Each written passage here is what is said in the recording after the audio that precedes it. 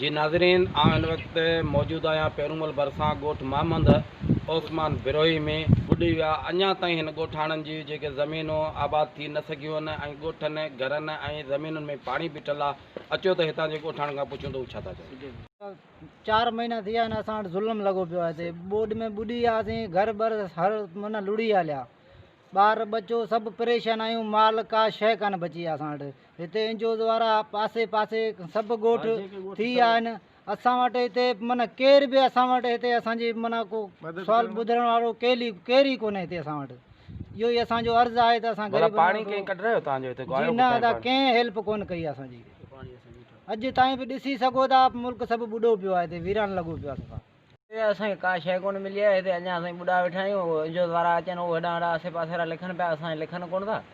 बसि इहो ई मसइलो आहे, वेठा आहियूं माठ करे। पाणी वाणी कढायो आहे? न न न, अञा पाणी पियो आहे, बनियूं अञा वटी कोन आहियूं न, वेठा आहियूं माठ करे, बसि अटेला परेशान आहियूं।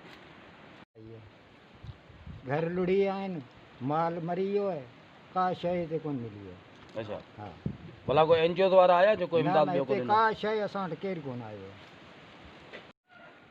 जी नाज़रीन, तव्हां हितां जे ॻोठाणनि मोहम्मद ओस्मान बिरोही जे ॻोठाणनि जूं ॻाल्हियूं ॿुधियूं। हिननि जो चवणु आहे त हालिया बारिशनि खे तक़रीबन 4 महीना गुज़री चुका आहिनि, पर असांजी कंहिं बि सियासी चूंडियल नुमाइंदनि सार नाहे लधी। असांजा फसल ॿुॾी विया हलिया, तक़रीबन जेके घर किरी विया आहिनि हलिया, ऐं एनजीओज़ बि आयूं, आस पास जा ॻोठ उन्हनि सर्वे कया ऐं उन्हनि खे इमदाद मिलिया, पर अॼु ॾींहं ताईं असांखे का शइ नाहे मिली।